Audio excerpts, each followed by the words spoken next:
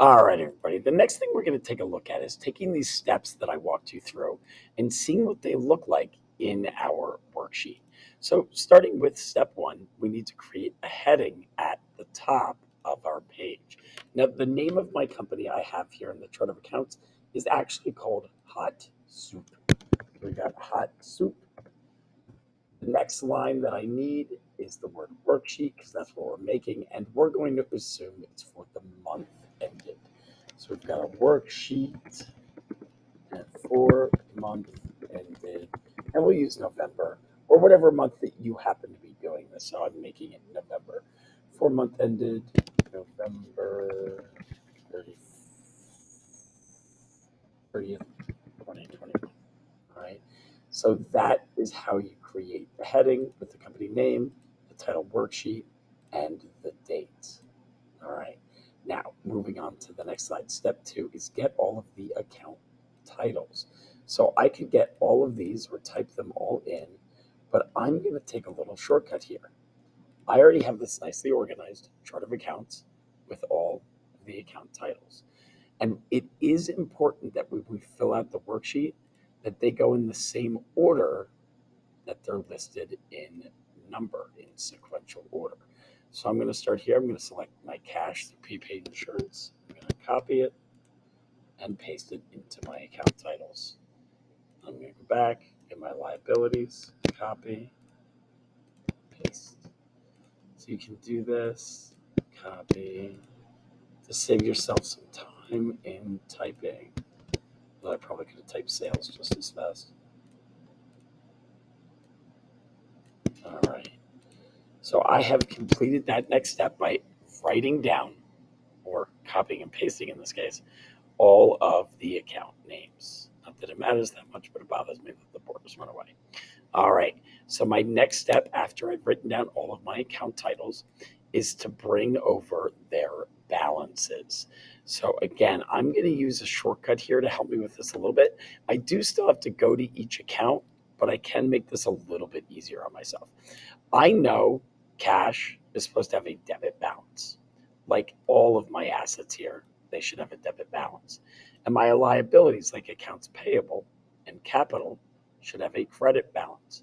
Drawing will have a debit balance because it brings down equity, sales credit, and all of my expenses debit.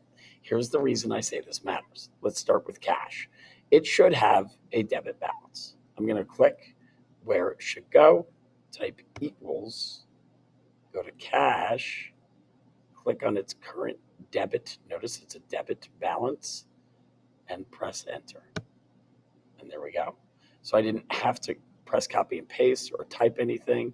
So for Bruton Gaster equals, go to Bruton Gaster, debit balance, enter. Let's see if Kesha works the same way. I expect it to be a debit.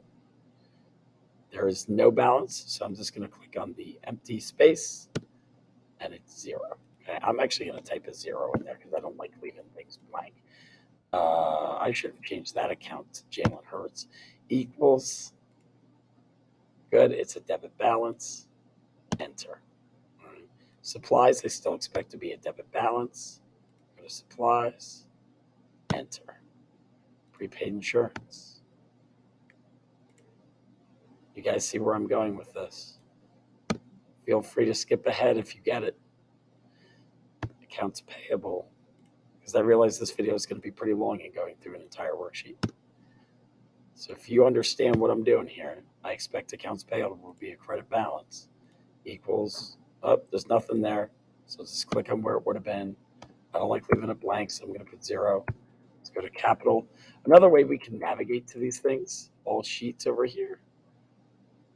Capital, there's this credit balance of 10,000. Drawing, I expect to have a debit balance. Okay, it's zero, but I'm going to select my zero. There we go. Sales should be a credit balance. It is improving equity. When equity goes up, that's a credit. Sales, there we go. And all of my expenses should be debits. So equals, go to advertising expense. Ta-da. Go to insurance expense, zero balance. That's fine. Oops. Nope, not what I wanted. Try that again. Insurance expense, zero. Enter. Equals for supplies expense, zero. Rent expense equals 2050 debit. And finally, my utilities expense equals, click on it, enter. All right. So I've got all of their current balances for those accounts. Now I want to do a total of each column to make sure my debits and credits are equal to one another. So I'm going to use a formula equals sum, we'll add, and my computer gives me a nice recommendation here, but I don't want B3, B4, or B5. So I'm actually going to ignore its recommendation. Start with my left parenthesis, click and drag all of the cells I do want, B6 to B21, close my parenthesis and press enter. And I'm going to use my favorite tool, the fill handle, to drag that all the way to the right because I'm going to need totals in every one of these columns. So I had to write that formula once, copied it over, boom, done. Now, the next thing we have to take a look at are our adjustments. So we're going to focus on adjusting two accounts, supplies and prepaid insurance. So we did a count of how many months have gone by for our insurance and how much of our supplies we used up. And this is what we have left. So we need to get this to that. We need to get it down to 146. So when I want to lower a debit, I'm going to have to credit it. So in the adjustments columns, I'm going to credit supplies to lower it. How much do I need to credit it by? Well, I'm going to let the program do math for me. Equals our current balance is 302. I'm going to subtract what we currently actually have. So we will need to adjust supplies by $156 in order to get it down to 146. But the other problem here is eventually I'm going to have to record this as a transaction. And I can't have just a credit. There has to be a matching debit as well. This is where supplies expense comes into play. We have now used up those supplies, so our asset has now become an expense of $156. We're going to do the same thing with insurance. We need to get it to $50. It's currently at 175. So I need to lower it with a credit. So I'm going to type equals 175 minus what I have left will show me what I used up. So in this case, that was $125. And you guessed it, that will be an insurance expense. It was an asset that has now become an expense. Not surprisingly, my debits and credits are equal for the adjustments column. Now, my next job is to carry these balances forward into the income statement and balance sheet columns. If you remember from the steps, I'm going to pull that one up. Extend balances. The income statement is all of our revenues and expenses. Balance sheet is assets, liabilities, and equity. So my revenues and expenses are down here: sales, advertising, insurance, supplies, rent, utilities. Notice everything else, because we did this based on our chart of accounts, here's all of the balance sheet, here's all of the income statement. So everything here up top is on the balance sheet. So I want to carry over those balances. So I'm just going to equals, boop, equals, boop, equals, boop, equals 142, equals. Now, my supplies is no longer 302. It's 302 minus what I adjusted it to. So my current balance is 146. That is what it's supposed to be on the balance sheet. It's going to be the same idea with prepaid insurance. What I had minus what I used should get me my current balance. So that's where the adjustments come into play in updating your balances. Debit. All right.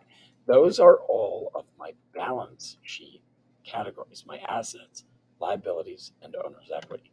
Now I'm going to focus on my revenues and expenses. So notice I'm paying attention to what's a credit and what's a debit. So they stay in the same column here. Equals 362 equals. Now we did have a debit adjustment. It was a zero balance.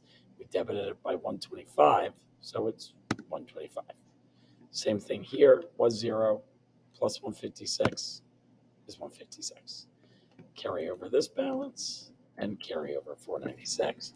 Now you'll notice my debits and credits no longer equal. That's expected at this point because we don't have all of the debits and credits here or all of the debits and credits here. Our job now is to find the net income or loss. So, how do you know if you have an income or loss? Well, which is higher, the revenue or the expenses? Excuse me, the revenue or the expenses. Good news, the revenue is higher, so we had an income, not a loss. Net, I can't type income. All right, and to figure out how much money we made, I'm going to first start by clicking below the number that was lower. So if my revenue happened to be lower, I would do my math here. But because my expenses are lower, I'm going to do the math here. So equals my revenues minus my expenses. Enter. So I made $375. Yay! That doesn't sound like much, but sometimes when you're starting a business, just making money instead of losing money is a good sign.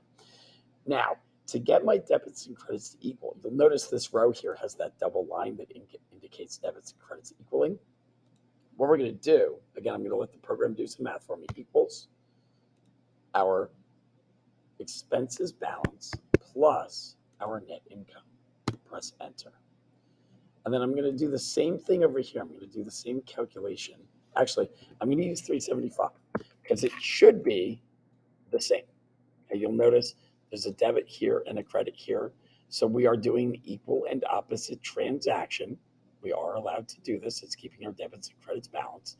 We're moving it from one place to another is all that's happening here. So I'm going to let the program do math. 1072, 10732, excuse me, and 1107. And when I carry down these numbers, look at that. My debits and credits equal in the income statement. My debits and credits equal in the balance sheet.